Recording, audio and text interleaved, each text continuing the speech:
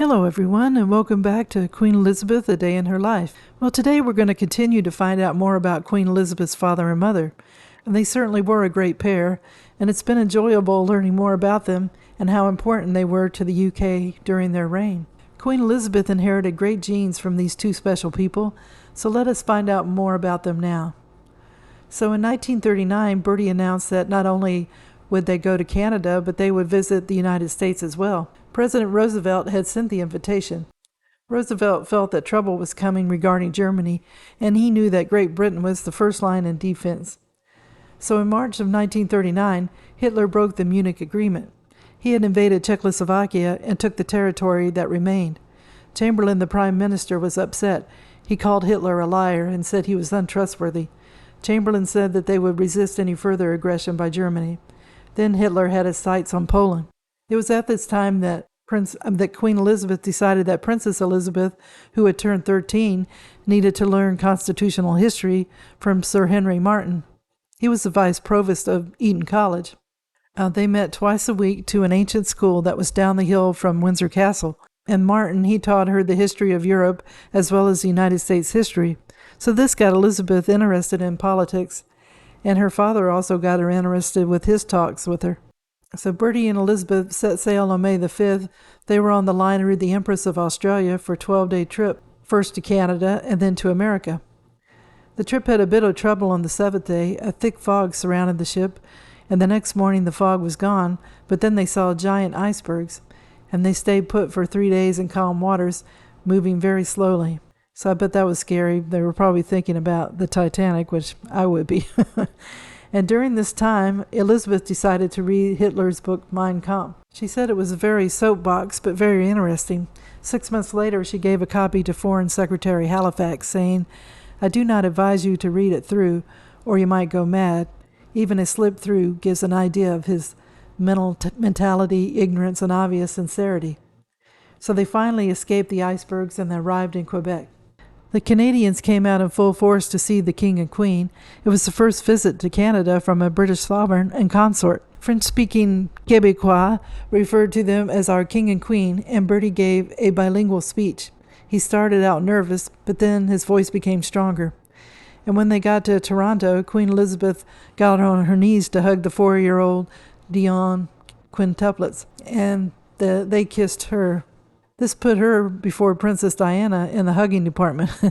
So the King and Queen visited Ottawa for 3 days, and they attended a garden party for 5,000, and the crowd was happy to have them there. Then they went to unveil Ottawa's National War Memorial with 10,000 veterans there. The Queen insisted that they go down to the troops. Many of the veterans were crying, and one of them cried out, "Aye, man, if Hitler could just see this."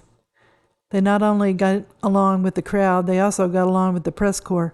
They sipped sherry with 80 journalists, and they walked with them and shook their hands. Elizabeth thought that they were, according to her, really very nice, so shy and polite. They then took train rides to their destinations. So Queen Elizabeth wrote to Lilibet that their next 2 weeks in Canada would be very hard work, but it was worthwhile. For one feels how important it is that the people here should see their king and not have him only as a symbol to give the people an opportunity to show how British they are. In America, Bertie and Elizabeth were only in the United States for 4 days, and this was the first time a reigning British sovereign had visited America, and it was the first time most Americans got to see a king and queen. The crowd, according to Eleanor Roosevelt, lined the whole route between Union Station and the White House, and it was something that she had never seen before.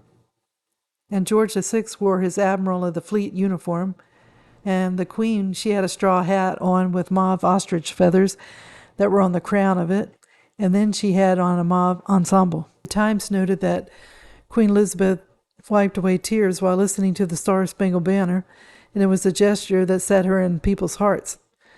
The king got ovations, but the Queen had the crowd noise lifted higher whenever she was in sight.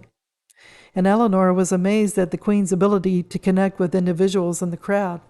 And the first day they visited the Lincoln Memorial, and they attended a family luncheon, a diplomatic reception, and the state dinner at the White House. The second day they went to 10 engagements in 11 hours, and they went from the Capitol to Mount Vernon. And while the king was there, he laid a wreath on George Washington's tomb. They also attended Eleanor Roosevelt's morning press conference, and there were 70 lady reporters there. The weather was hot in the mid-90s, but the King and Queen managed to deal with it. Elizabeth got a bit of a sunburn, though, and she was so exhausted at one point that she had to lay on the floor of her bedroom, which used to be a study that Abraham Lincoln used. Then they made their way to New York and drove in a convertible through the city streets, and 500,000 people were there on the sidewalks to see them. And they seemed to be behind schedule and never seemed to catch up. They also had a tour of the World Fair, and then they went to Columbia University to see the founding charter that had been granted by King George II in 1754. After all the rounds, they finally made it to Springwood, the Roosevelts' Georgian-style home that overlooked the Hudson River.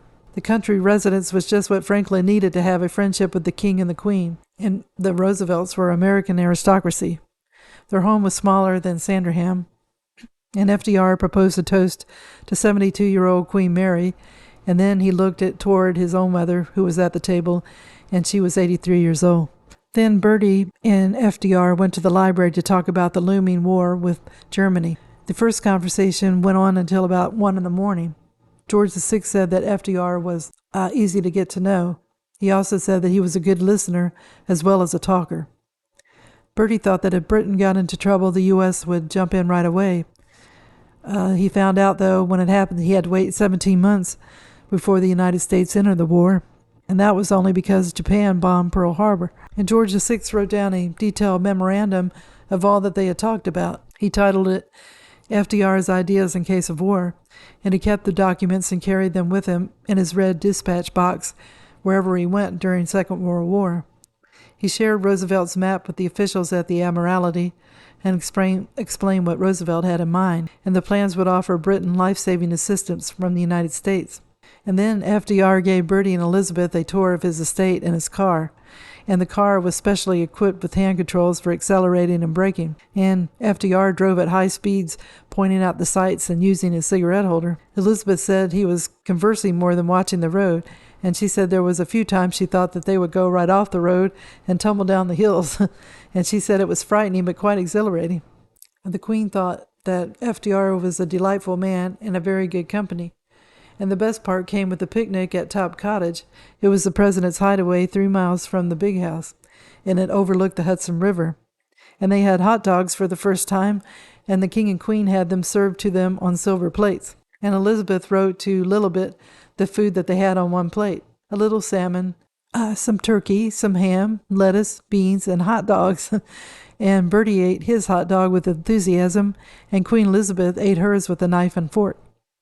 Then they went to Valkill Cottage, which was Mrs. R's own little house, and that's what Elizabeth wrote to Queen Mary. So the king and the president swam in the pool, and Elizabeth sat in the shade alone. And then I started to wonder, where was Eleanor? Why wasn't she sitting with Elizabeth? Queen Elizabeth told Lilibet it was the first really quiet moment that we've had for weeks. And then they had a dinner of fish chowder, and after that they got a train ride back to Canada. And when they left, the president shouted, "All the luck in the world."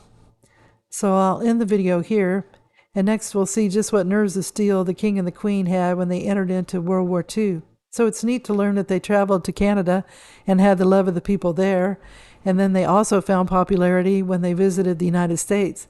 And it was the first time that most Americans had ever seen a king or queen before.